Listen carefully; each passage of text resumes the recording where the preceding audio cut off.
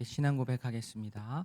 전능하사 천지를 만드신 하나님 아버지를 내가 믿사오며 그 외아들 우리 주 예수 그리스도를 믿사오니 이는 성령으로 잉태하사 동정녀 마리아에게 나시고 본디오 빌라도에게 고난을 받으사 십자가에 못 박혀 죽으시고 장사한 지 사흘 만에 죽은 자 가운데서 다시 살아나시며 하늘에 오르사 전능하신 하나님 우편에 앉아 계시다가 저리로서 산자와 죽은 자를 심판하러 오시리라. 성령을 믿사오며 거룩한 공회와 성도가 서로 교통하는 것과 죄를 사하여 주시는 것과 몸이 다시 사는 것과 영원히 사는 것을 믿사옵나이다. 아멘. 찬송 391장 오 놀라운 구세주 찬양하겠습니다. 찬송 391장입니다. 오 놀라운 구세주 예수 내 주 참 능력의 주시로다. 큰 바위 및 안전한 그곳으로 내 영혼을 숨기시네. 메마른 땅을 종일 걸어가도 나 피곤치 아니하며 저 위험한 곳 내가 이를 때면 큰 바위에 숨기시고 주 손으로 덮으시네. 오 놀라운 구세주 예수 내 주 내 모든 짐 벗기시네. 죄악에서 날 끌어올리시며 또 나에게 힘 주시네.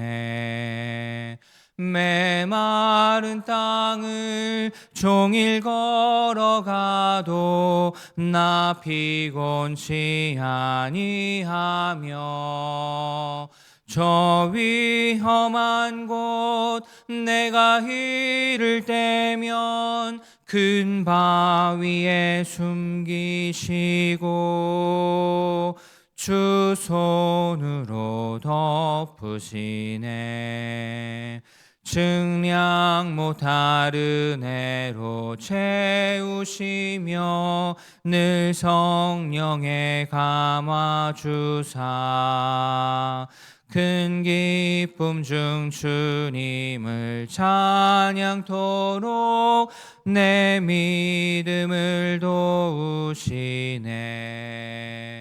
메마른 땅을 종일 걸어가도 나 피곤치 아니하며 저 위험한 곳 내가 이를 때면 큰 바위에 숨기시고 주 손으로 덮으시네.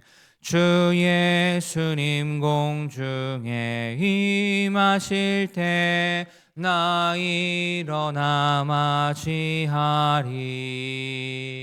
그 구원의 은총을 노래하리. 저 천군과 천사 함께 메마른 땅을 종일 걸어가도 나 피곤치 아니하며 저 위험한 곳 내가 이를 때면 큰 바위에 숨기시고 주 손으로 덮으시네. 아멘. 사랑의 하나님 아버지의 은혜로 오늘도 새로운 하루를 맞게 하시니 감사합니다. 아버지께서 주신 생명을 귀하게 여기고 주변 이웃들의 생명을 살리는 일에 관심을 두고 애쓰는 성도로 살아가게 하여 주시옵소서. 메마른 땅을 걸어가는 중에도 피곤하지 않고 위험하지 않은 이유는 아버지께서 우리의 피할 바위가 되어 주시기 때문입니다. 오늘도 주님과 늘 동행하며 주의 뜻을 이루는 하루가 되게 하여 주시옵소서. 말씀을 통해 주의 뜻을 분별하고 깨달은 말씀으로 기도하는 이 아침 되게 하여 주시옵소서. 오늘 이 시간 두 가정, 우리 장로님, 권사님 가정에서 귀한 예물을 주님 앞에 드렸습니다. 모든 것에 감사하다, 또 범사에 감사하다는 이러한 기도의 제목이 아름답게 이루어질 수 있도록 주께서 은혜 베풀어 주시옵소서. 감사드리며 예수님의 이름으로 기도합니다. 아멘. 하나님의 말씀 이사야 10장 20절부터 마지막 34절까지입니다. 구약성경 980면입니다. 이사야 10장 20절부터 마지막 34절까지 한 절씩 교독하여 읽겠습니다. 그날에 이스라엘의 남은 자와 야곱 족속의 피난한 자들이 다시는 자기를 친 자를 의지하지 아니하고 이스라엘의 거룩하신 이 여호와를 진실하게 의지하리니 남은 자 곧 야곱의 남은 능하신 하나님께로 돌아올 것이라. 이스라엘이여 내 백성이 바다의 모래 같을지라도 남은 자만 돌아오리니 넘치는 공의로 파멸이 작정되었음이라. 이미 작정된 파멸을 주 만군의 여호와께서 온 세계 중에 끝까지 행하시리라. 그러므로 주 만군의 여호와께서 이르시되 시온에 거주하는 내 백성들아, 아수르가 애굽이 한 것처럼 막대기로 너를 때리며 몽둥이를 들어 너를 칠지라도 그를 두려워하지 말라. 내가 오래지 아니하여 내게는 분을 그치고 그들은 내 진노로 멸하리라 하시도다. 만군의 여호와께서 채찍을 들어 그를 치시되 오래 바위에서 미디안을 쳐 죽이신 것 같이 하실 것이며 막대기를 드시되 바다를 향하여 애굽에서 하신 것 같이 하실 것이라. 그날에 그의 무거운 짐이 내 어깨에서 떠나고 그의 명예가 내 목에서 벗어지되 기름진 가닥의 멍에가 부러지리라. 그가 아얏에 이르러 미그론을 지나 믹마스에 그의 장비를 두고 산을 넘어 게바에서 유숙하며 라마야는 떨고 사울의 기브아는 도망하도다. 딸 갈리마 큰 소리로 외칠지어다. 라이시아야 자세히 들을지어다. 가련하다 너 아나도시여. 게빔의 주민은 아직 이날에 그가 노베서 쉬고 딸 시온산 곧 예루살렘 산을 향하여 그 손을 흔들리로다. 여호와께서 혁혁한 위력으로 그 가지를 꺾으시리니 그 장대한 자가 찢길 것이요 그 높은 자가 낮아질 것. 같이 봅니다. 쇠로 그 빽빽한 숲을 베시리니 레바논이 권능 있는 자에게 배임을 당하리라. 아멘. 자, 20절에 나오는 그날은 이스라엘이 지금껏 의지했던 모든 것을 잃게 될 심판의 날입니다. 그런데 모든 것을 잃게 되고 심판을 받지만 동시에 그날은 하나님의 구원이 나타날 날이기도 합니다. 이 두 가지가 같이 옵니다. 역설적이게도 하나님께서는 백성들을 사랑하시기 때문에 심판하실 수밖에 없었습니다. 그래야만, 물론 그 일이 아니고 그들이 깨달을 수 있다면 그것을 하셨겠지만 방법은 단 하나, 심판하셔야만 그들이 죄를 깨닫고 죄를 아파하고 죄로부터 돌이킬 수 있기 때문에 그렇습니다. 이때 하나님께서 심판하시는 중에 모조리 다 심판하시는 것이 아니라 마치 회복의 씨앗처럼 남겨두시는 자들이 있습니다. 물론 이들이 다른 사람보다 도덕적으로 많이 뛰어나서 선별되어서 남겨진 것은 아닙니다. 이것 역시 남겨진 자로 남겨진 것 역시 하나님의 전적인 은혜입니다. 남은 자를 두시는 게 이게 바로 하나님께서 백성들을 심판하시고 또 회복시키시고 하는 방식입니다. 죄를 벌하셔서 정신을 차리게 하시고 그때 또 소수를 남겨두시고 그들을 중심으로 과거의 잘못들을 뒤로하고 또 새로운 마음으로 새로운 공동체를 이루게 하시는 것, 이게 하나님의 방법입니다. 북이스라엘에서도 이 심판을 받는 중에도 살아남는 자가 있습니다. 비록 소수지만 이렇게 살아남은 자, 이렇게 돌아온 자는 여호와 하나님을 진실하게 의지하게 될 것입니다. 20절 중반부 보시면 다시는 자기를 친 자를 의지하지 아니하고, 그래서 자기를 친 자는 앗수르입니다.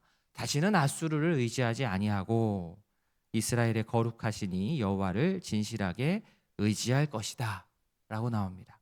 이렇게 남은 자는 이러한 경험들을 하고 나면 더 이상 자기 자신을 예전처럼 의지하지 않습니다. 자기 힘을 의지하지 않습니다. 하나님께서 나를 남겨주셨다. 하나님께서 나를 택해 주셨다. 이 사실에 감사하면서 하나님만을 의지하면서 남은 자로서의 역할을 겸손하게 감당하게 됩니다. 우리 모두 내가 바로 남은 자다라는 그런 생각으로 내가 속한 곳에서 새로운 회복의 씨앗을 틔울 수 있는 그런 우리 모든 성도님이 다 되시기를 진심으로 바랍니다. 앗수르가 막대기로 때리고 몽둥이를 들어서 때리면 이스라엘은 당연히 아프고 겁나고 무서울 수밖에 없습니다. 그런데 하나님께서 오늘 말씀에서 그런 백성들에게 무서워하지 말아라, 두려워하지 말아라, 그를 두려워하지 말아라 말씀하셨습니다. 이 상황에서 겉으로 볼 때는 너무나도 겁나는 상황이지만 이 상황에서 백성들이 그들을 두려워하지 않을 수 있는 이유는 아무리 그런 대단한 앗수르라 할지라도 그들은 하나님의 손에 붙들려 있는 도구에 불과하기 때문입니다. 앗수르를 통한 하나님의 이 징계는 처음에는 이게 언제 끝날까 하지만 결국에는 끝이 있습니다. 하나님의 징계 목적이라고 하는 게 백성들이 교만으로부터 회개하고 돌이켜서 정결하게 하나님 앞으로 돌아오게 하는 것이기 때문이지 완전히 그들을 박살내서 파멸에 이르는 것은 절대 아니기 때문입니다. 표현하자면 하나님의 징계는 막 화가 나가지고 통제하지 못하여서 이리저리 때리 부시고 막 이런 게 아니라 절제된, 계산된, 조절된 그러한 징계입니다. 분명한 목적이 있는 징계입니다. 하나님께서 앗수르를 이스라엘의 정화를 위해 그러한 도구로 사용하신 뒤에는 분명하게 앗수르를 이스라엘로부터 떨어뜨리십니다. 언젠가는 그들을 떨어뜨리십니다. 만약 앗수르가 하나님의 도구로서 역할을 망각하고 도구로서의 망각하고 선을 넘어버리면 하나님께서는 절대 앗수르를 가만히 두지 않으십니다. 앗수르는 분명 엄청난 거대한 제국이 맞습니다. 그러나 하나님께서는 그 백향목과 같은 그 빽빽한 앗수르를 하나님의 한 번의 도끼질로 그들을 무너뜨리실 수 있습니다. 왜냐하면 앗수르 제국은 피조물로서 가장 치명적인 죄를 범했는데 그것이 바로 교만입니다. 피조물로서 하나님의 절대 주권의 영광을 거스르는 그러한 죄를 그들이 지어서 결국 자신의 멸망을 자초했습니다. 여호와께서 오늘 본문에서처럼 나무꾼이 되셔서 마치 나무꾼처럼 되셔서 그들의 가지를 모조리 다 잘라버리실 것입니다. 하나님께서는 악을 잠시 허용하실 수 있지만 또 도구로 사용하실 수 있지만 절대로 그 악과 교만을 계속해서 영원히 방치하지 않으십니다. 분명하게 심판하십니다. 공의의 하나님은 불의를, 교만을 그냥 넘기지 않으십니다. 하나님께서 이런 분이라는 사실을 우리가 말씀을 통해서 분명하게 알고 나도 모르는 사이 또 높아진 나의 마음, 교만한 나의 마음이 있다면 말씀 앞에서 하나님 앞에서 나의 그런 교만한 마음을 낮출 수 있기를 원합니다. 앗수르는 거대한 살림처럼 보였지만 나무꾼 하나님의 이 도끼질에 박살이 납니다. 34절에 쇠로 그 빽빽한 숲을 베시리니 레바논이 권능 있는 자에게 배임을 당하리라. 이 백향목 숲처럼 자신의 강함을 자랑했던 그들을 하나님께서 모조리 다 베어버리실 것입니다. 하나님 앞에서 힘을 자랑하는 것만큼 교만한 게 없습니다. 어리석은 것이 없습니다.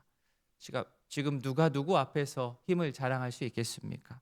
내가 그런데 하나님보다 다른 어떤 것을 내가 의지하고 있다 그러면 그것이 곧 하나님 앞에서 내 힘을 자랑하는 것과 같은 일입니다.